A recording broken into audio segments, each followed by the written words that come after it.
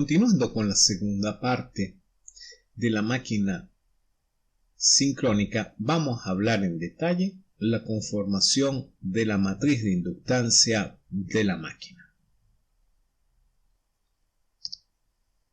Entonces, recordemos del curso de conversión de energía 1 que la inductancia se puede calcular en función del número de vueltas de la bobina y de la permeanza del camino magnético. En el caso que estemos hablando de una inductancia propia, es n cuadrado por la permeanza de la bobina, la cual incluye la permeanza del camino de dispersión y la permeanza del camino magnético.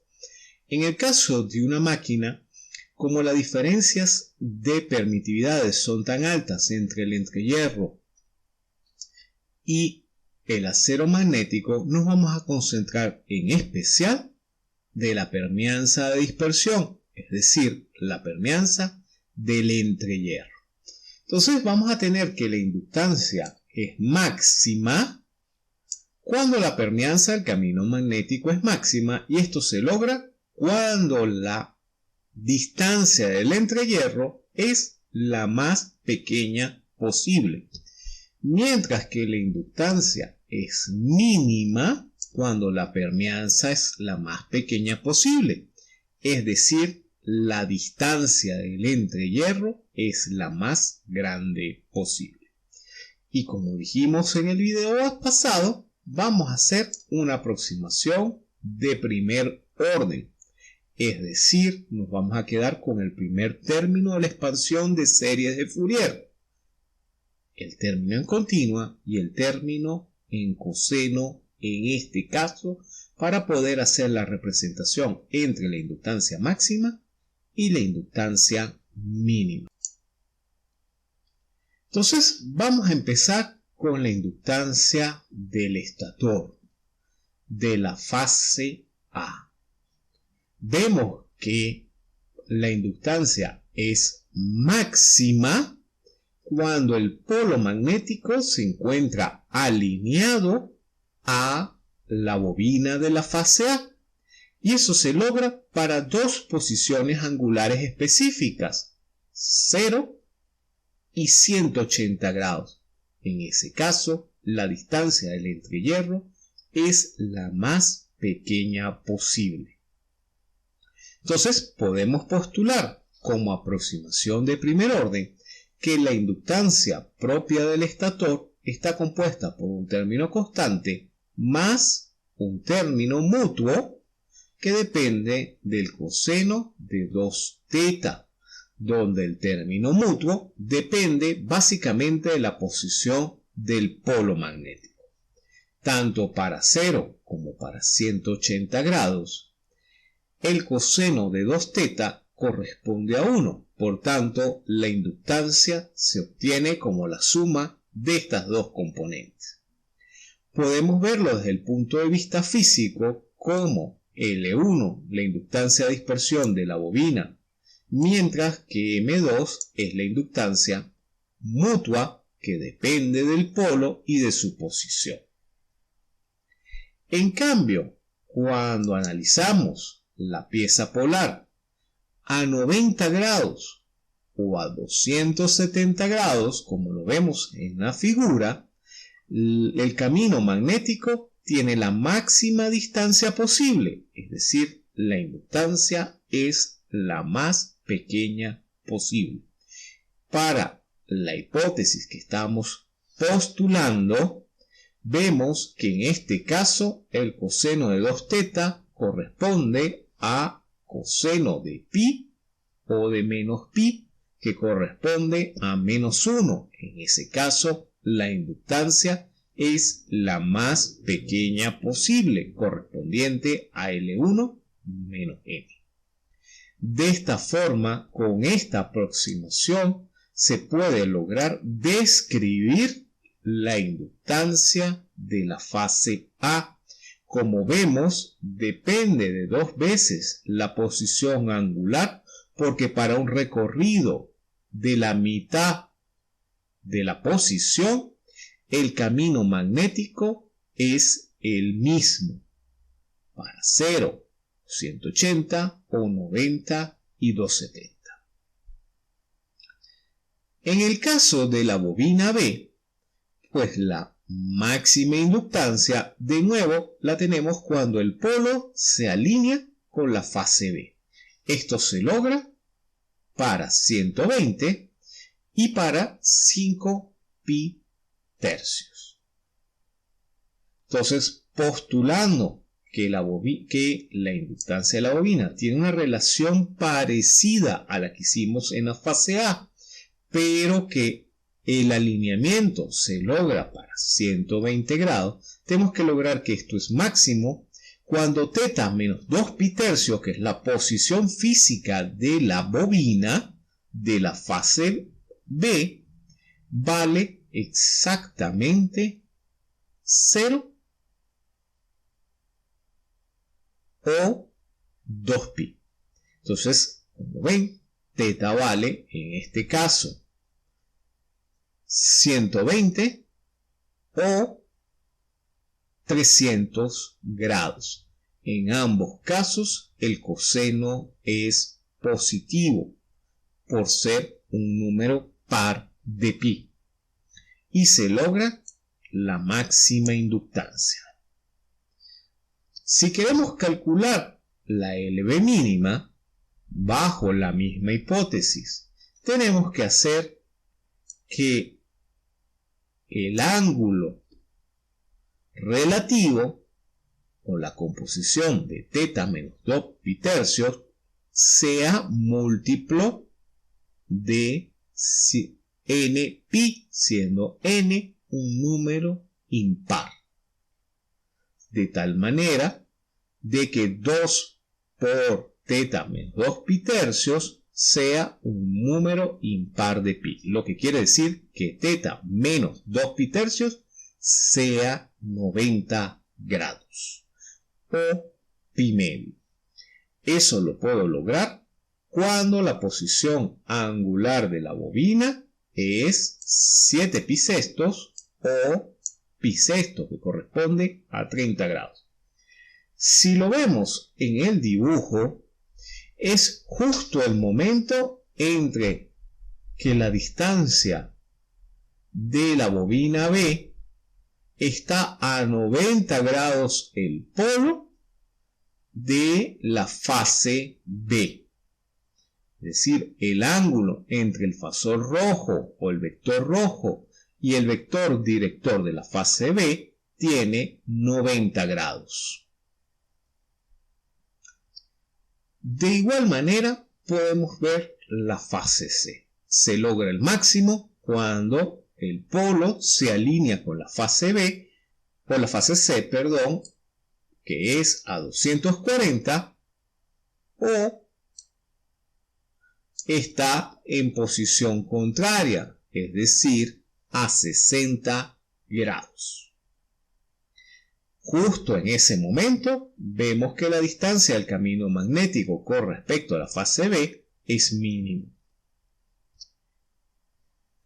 La inductancia más pequeña la vamos a lograr cuando el polo se encuentre a 90 grados del vector director de la fase C, y eso lo logramos en 11 pi sextos y en 5 pi sextos. En ese momento, la distancia del entrehierro es máxima. Por tanto, la inductancia es mínima. Con esto tenemos la composición de los términos de la diagonal principal de la matriz de inductancia del estator. Empecemos a ver cómo son los términos aledaños a la diagonal principal.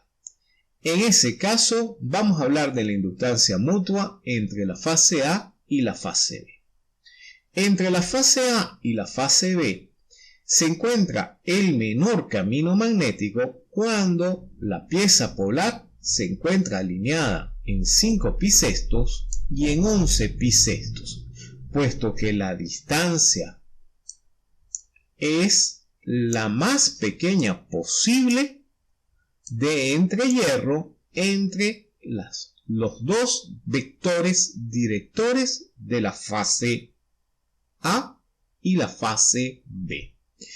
Es decir, que eso nos estaría dando que la inductancia mutua entre la fase A y la fase B la podemos describir como M1 más M2 coseno de 2 tita más pi sextos.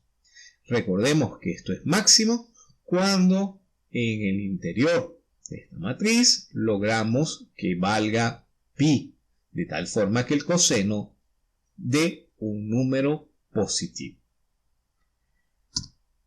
La inductancia es mínima entre la fase A y B cuando el polo presenta la posición angular que nos da la máxima entre hierro entre el vector director de la fase A y el vector director de la fase B. Esto lo logramos cuando la pieza polar se encuentra a 60 grados o a 120 grados, es decir, cuando está alineada con la fase C. Es cuando la inductancia mutua AB es la más pequeña posible. Si evaluamos estos ángulos dentro de la hipótesis que realizamos de cómo se compone la inductancia mutua AB, vemos que el coseno da un número negativo y por tanto la inductancia se obtiene como la diferencia entre M1 y M2. Un análisis análogo lo podemos hacer para la inductancia mutua entre A y C. Fíjense que vamos a colocar el polo de tal manera que el entrehierro entre la fase A y la fase C sea el más pequeño posible. Y eso lo logramos para pi sextos y 7 pi sextos, en donde vamos a postular que la inductancia mutua es M1 más M2 coseno de 2 veces el ángulo de teta menos pi sextos, es decir, la misma posición pero rotada en sentido contrario de las fases A y B, como era lógico, ya que los dos vectores directores de la fase B y de la fase C son contrapuestos. Logramos la inductancia mínima, al igual que en el caso anterior, cuando el polo se alinea con la fase que no estoy considerando, es decir, con la fase B. En ese punto tengo el máximo entre hierro entre la fase A y la fase C. Eso lo obtenemos para 2 pi tercios y 5 pi tercios, en donde la inductancia va a ser la diferencia entre M1 y M2. Recordemos que la matriz es simétrica, por tanto nos faltaría un término, que es la mutua del estator entre la fase B y la fase C. Vamos a obtener el máximo cuando el entrehierro sea lo más pequeño posible, y eso lo vamos a lograr justamente cuando la pieza polar se encuentre a 90 grados o a 270 grados, es decir, esté a 90 grados del vector director de la fase A. Entonces podemos postular que esa inductancia la podemos obtener como M1 más M2 coseno de 2 teta menos pi medios. En ese caso, la inductancia se puede obtener para esas dos posiciones angulares como M1 más M2. Y es mínima cuando la pieza polar se encuentra alineada a la fase A, es decir, en 0 en pi. Entonces, en ese caso, la inductancia es M1 menos M2. Con respecto a la mutua estator-rotor, vemos que la inductancia del rotor con respecto al estator depende de la inductancia o de la posición angular del eje de campo con respecto al eje director de la fase A, que es el ángulo θ. Entonces vamos a tener que la mutua entre campo y A depende de la posición θ, mientras que con respecto a la fase B depende de θ menos 2 pi tercios y el de la fase C de θ menos 4 pi tercios. Entonces podemos resumir la matriz de inductancia en la presente lámina, donde tenemos los términos propios y los términos mutuos fuera de la diagonal. Es decir, en estos 6 parámetros se describe la inductancia estator-estator. Recuerden que la matriz es simétrica. Por todos los términos BA, CA y CB son idénticos a los AB, AC y BC. Normalmente o más adelante vamos a hablar de lo que es la inductancia de eje directo y de eje cuadratura cuando realicemos la proyección de este modelo en variable real sobre ejes solidarios al rotor, tal como lo veíamos en conversión de energía 2, donde hacíamos rotación de ejes con respecto a otros. Entonces podemos definir lo que va a ser la inductancia de eje directo y de eje cuadratura en función de los parámetros reales, al igual de lo que es la inductancia LDF. Y podemos describir las inductancias propias y mutuas en función de LD, LQ y LDF. Esas inductancias son las que van a describir posteriormente el modelo de la máquina sincrónica. En lo que se refiere al acoplamiento mutuo estator-rotor, la funcionalidad de las inductancias es diferente porque al girar 180 grados, la bobina de campo invierte su polaridad. Las inductancias del estator varían entre un máximo y un mínimo, siempre positivo respecto a la posición angular del rotor, y por eso escogemos la formulación de primer orden que vimos anteriormente. Sin embargo, los acoplamientos mutuos estator y rotor varían entre un valor máximo positivo y un valor máximo negativo, que en valor absoluto son idénticos cuando el rotor de la máquina gira 180 grados. Las inductancias mutuas estator-rotor se pueden aproximar, como vimos, en función del ángulo θ y de los vectores directores. En el caso de una máquina de rotor liso, en el cual es macizo y no presenta polo, la inductancia estator-estator no tiene dependencia con el ángulo θ, mientras que la mutua estator-rotor sigue presentando la dependencia que vimos anteriormente. Es decir, la matriz de inductancia de una máquina de rotor liso es mucho más simple y su dependencia angular se reduce notoriamente. Aunque para el caso de la máquina de rotor liso, la solución del sistema de ecuación diferencial que determina el comportamiento de la máquina sincrónica requiere uso de métodos numéricos debido a la dependencia de inductancias mutuas estator-rotor o estator-campo y la posición angular θ. El modelo de la máquina de rotor liso o de polo saliente se puede obtener mediante transformación de coordenadas, y eso es lo que vamos a ver en los siguientes temas, donde veremos cómo se desarrolla el modelo vectorial de la máquina sincrónica, coordenadas rotóricas o de Q de la máquina sincrónica. Gracias por su atención.